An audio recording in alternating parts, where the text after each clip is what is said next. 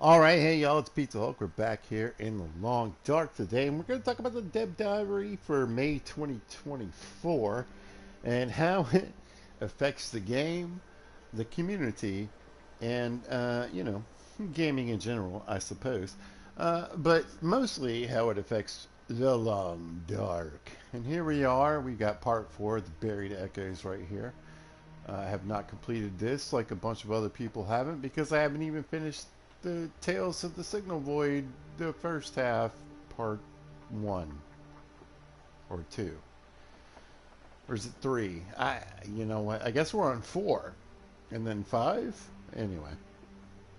It's a little confusing, but that's kind of the point. But we're going to go to the Deb Diary, and now I tried to start a video on this the other day. Thanks for those who joined in quickly, even though it kind of crashed, because you can't have the Deb Diary up anymore. At least I can't.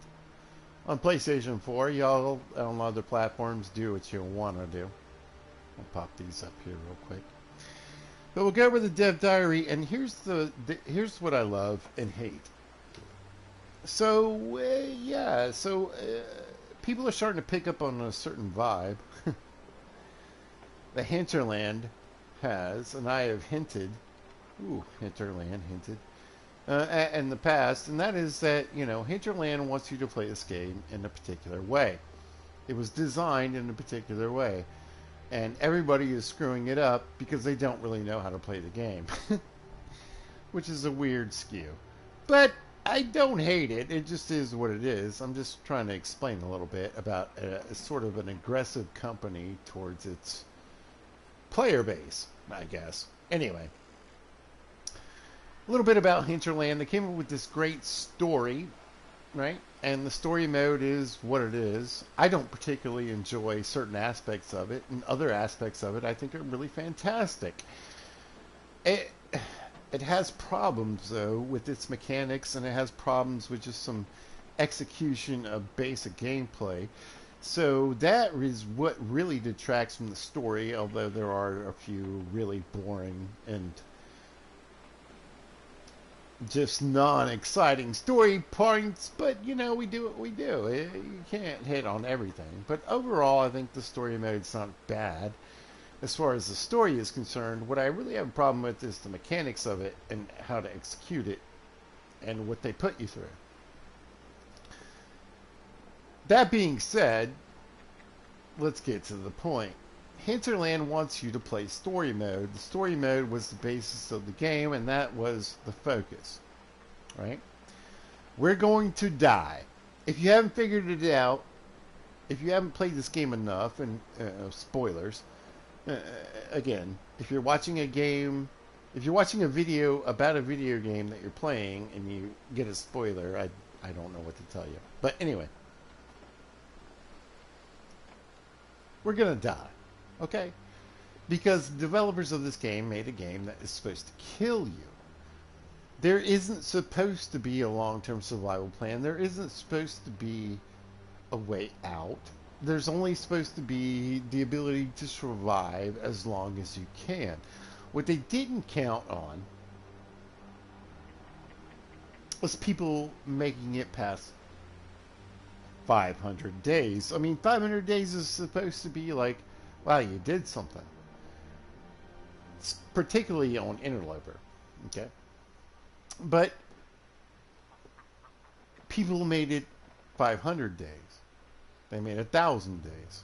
They made 2,000, 5,000, 10,000 days. There are people 13,000 days into this game. And that's before they changed things. Yeah.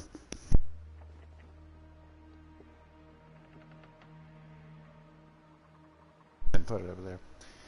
So what I really want to point out is that the developers want you to play story mode. And when they needed money, they had a survival mode pretty much prepped. I mean, it was part of the game. And they said, we're going to release the survival portion. Okay. And we'll make some money off of that. to pay for the story portion, which is, to the company, Hinterland, the most important part of this game, right? Okay. They put it out there, and then, oh my gosh, what happened? Business happened. And so people found a product that they really liked. And that is the survival modes of The Long Dark. And once they got there, they built upon it. They made, not only did they do whatever they could within the game, right? Players began to come up with new challenges, making the game even harder above what you can do with your basic playthroughs and or your custom playthroughs, using custom playthroughs to make the challenge ridiculously hard.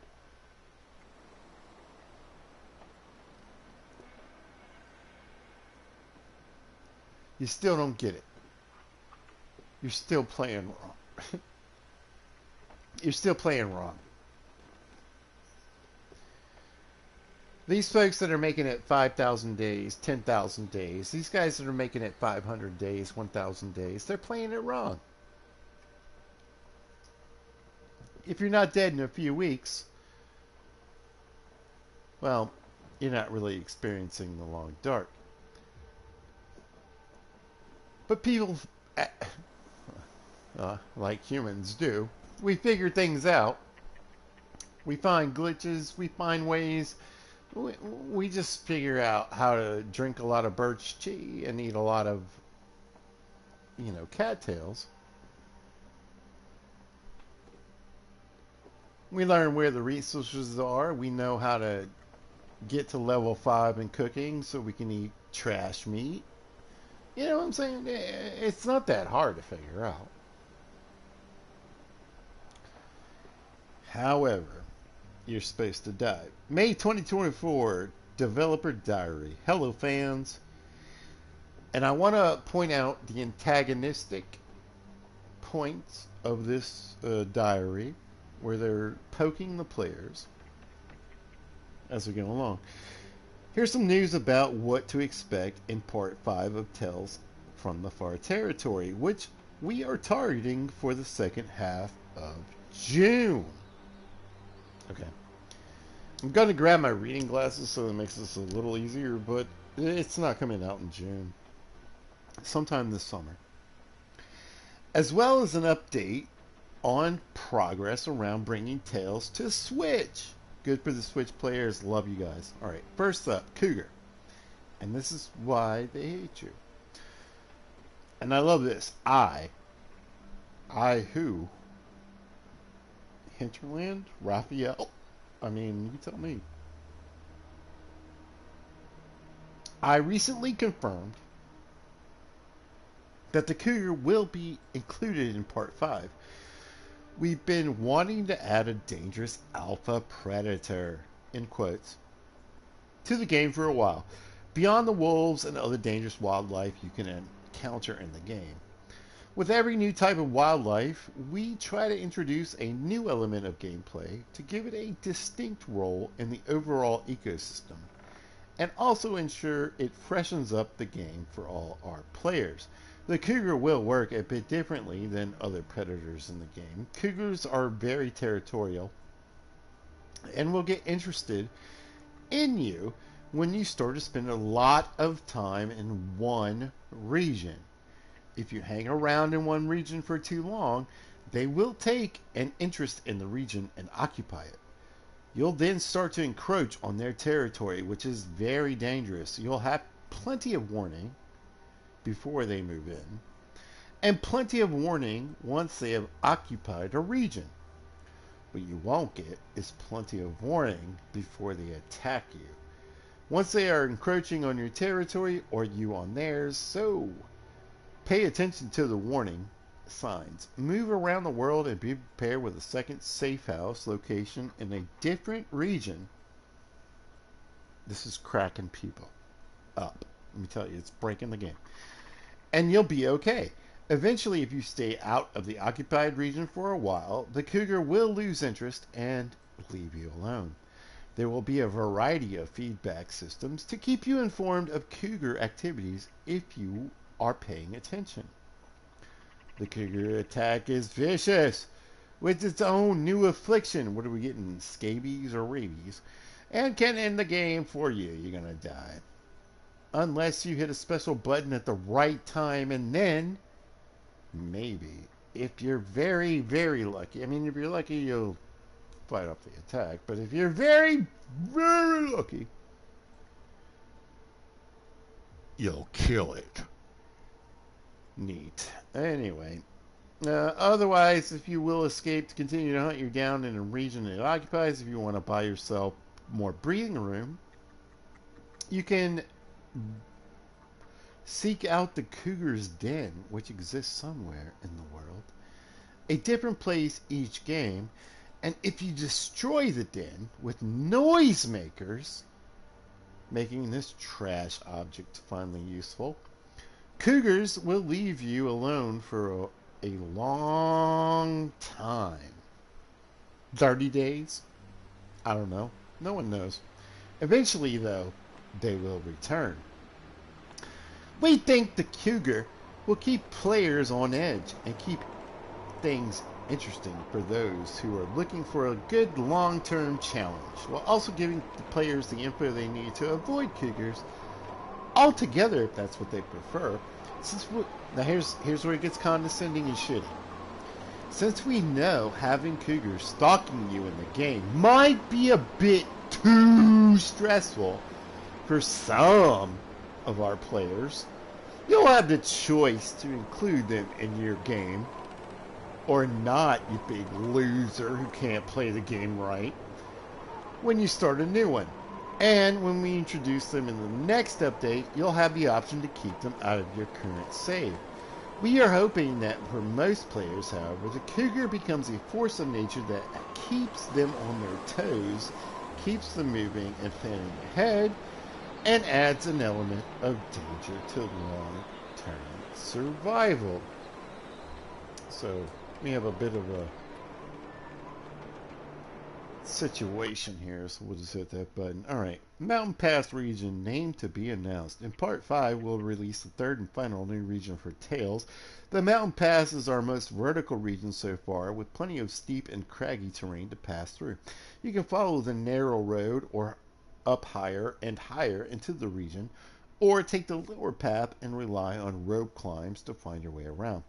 Keep an eye on landmarks, including some human-made locations like the weather station. In general, the weather in this region is crap, and the higher you go, the colder it gets. We'll announce the region's final name at launch. The third tale, we're here in the, I don't know, what's this place called?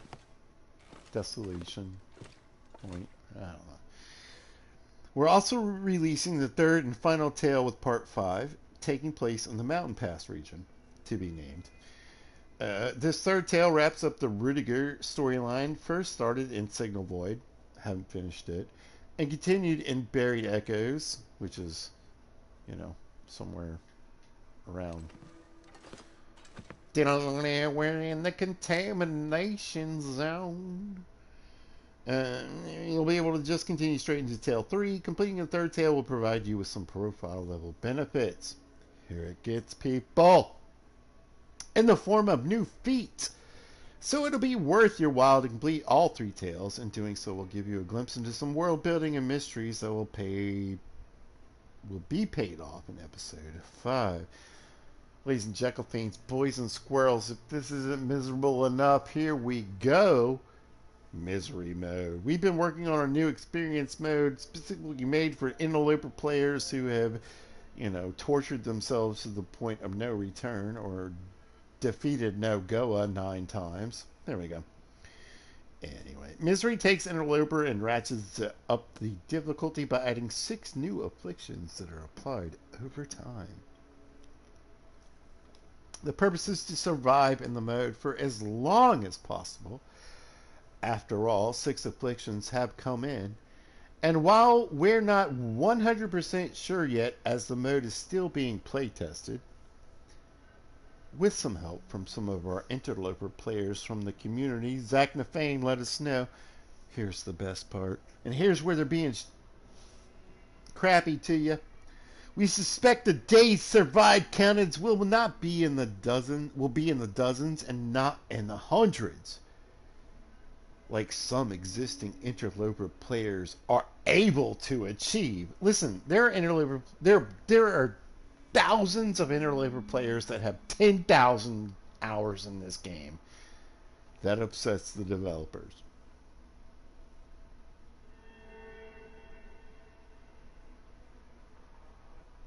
Just letting that sink in. Sorry, hold on. Blah, blah, blah, who really like punishment. Of course, this mode isn't for everyone. Little baiting there, right? Cheat death system. Oh my God.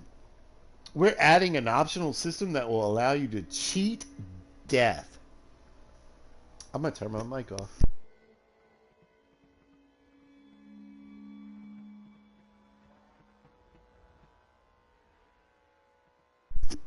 If anything tells you this game hates you and the developers hate you, here we go. Yes, our permadeath survival game is finally offering you a way out, in quotes, for you losers who can't do it. From death that doesn't involve backing up your save file. You losers, the people who get 10,000 days, you don't do this legit. It's because you back up your save file. That's right, they hate you.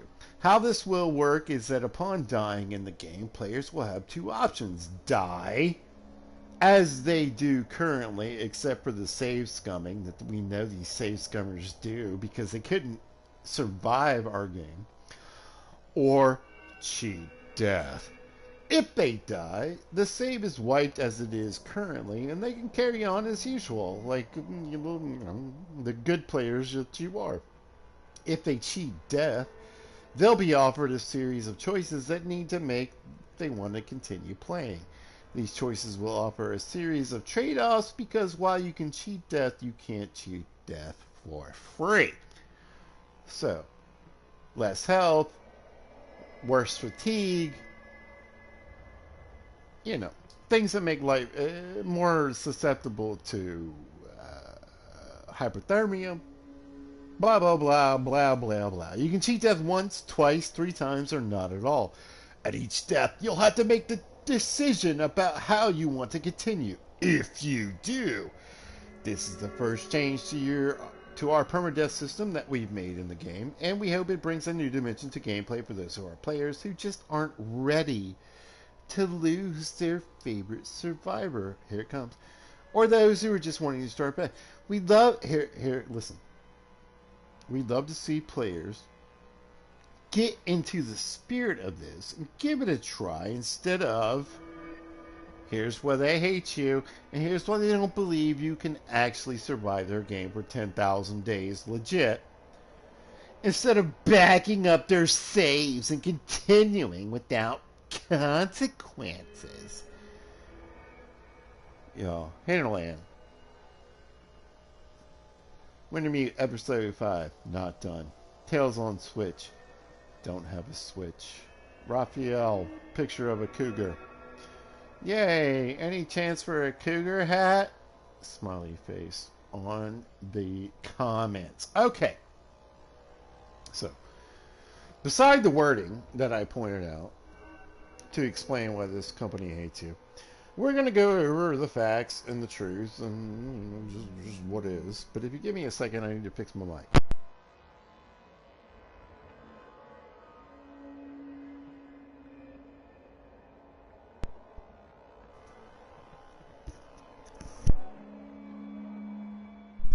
Alright, so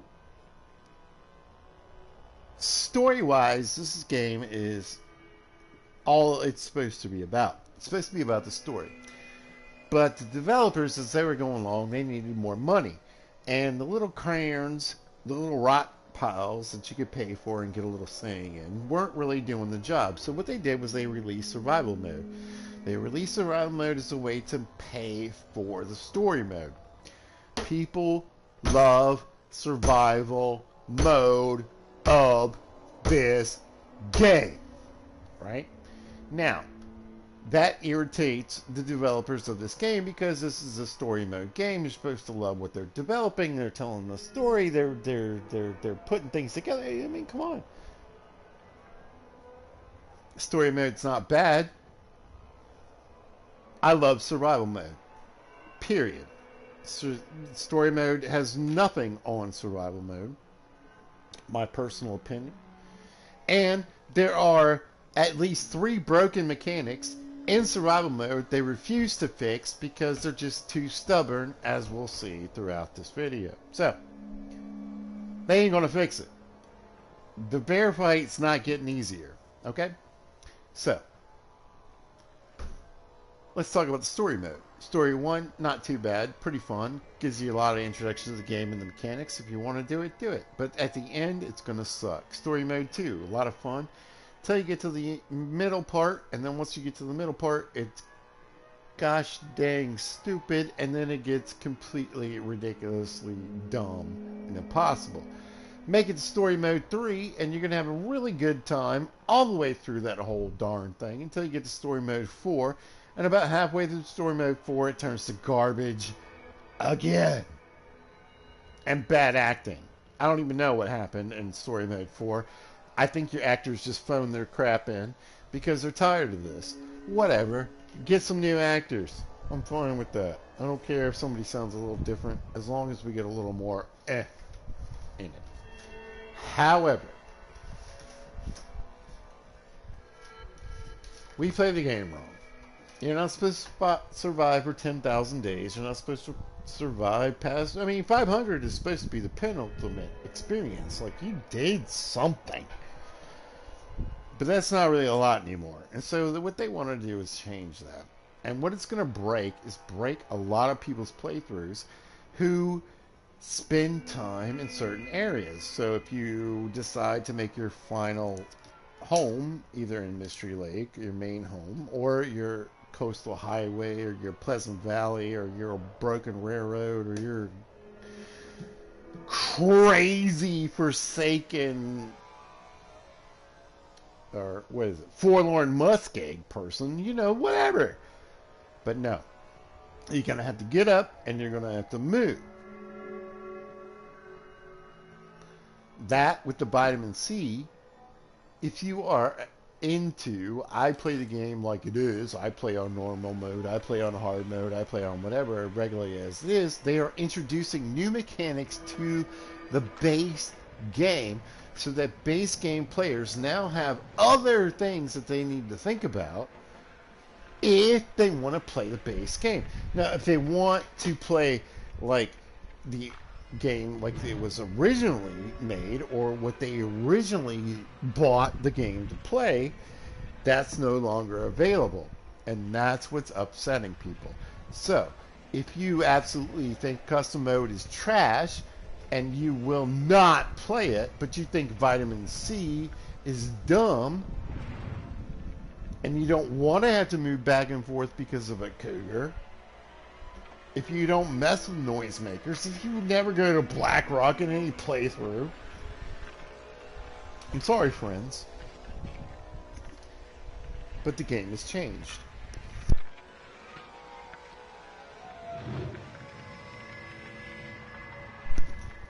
And the reason it's changed is because you didn't play it right in the first place. However, ladies and Jacobeans, boys and squirrels, people of all types and ages, pizza doesn't bring you games that you can't play or that you have to play in one particular way.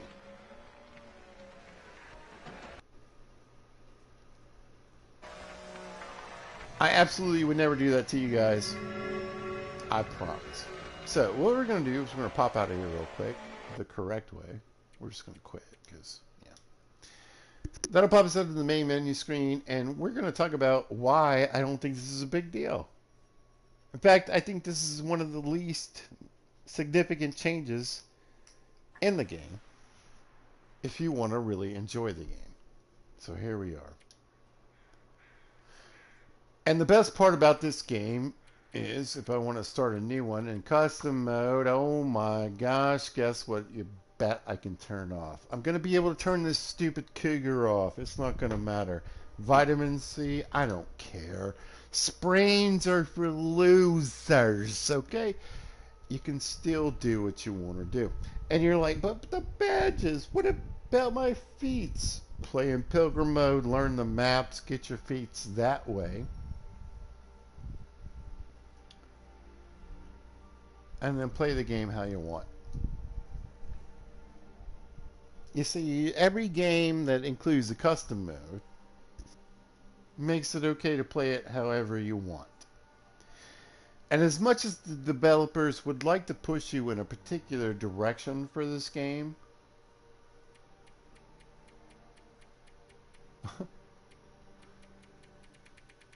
you don't have to do it. Scurvy, vitamin C, off, on, medium, high. Do what you want. Make it as tough as you want. Okay? If you want the feat, do it in Pilgrim or Voyager, and then deal with the discrepancies of the later modes. Whatever you want to call it. I don't care. Listen, don't completely hate on this game. This is a great game. Have a good time. It's like a lot of games, you know. There's ways around it to find your way. And any game that has a custom mode, listen to me. I see you're going to see tons of videos and people are going to be yelling about you about the right way to play it. No. Find a way that makes it fun. Find a way that you can do it. And find a way around it. Piece of advice to you. We got this, folks. So don't worry about it. Listen, it's a little weird. But listen, this company is a little weird. Doesn't mean they didn't make a great game, right? And a game that you can play however you want to play. So, 10 out of 10, I'd recommend. Always. Anyway, if you happen to catch this, thanks for watching. I appreciate it. If you see this at a later date or time, thanks for watching. Really hope you guys are having a great day. Hope you're out there doing what you want to do, and I hope it's going well. Y'all be good to each other.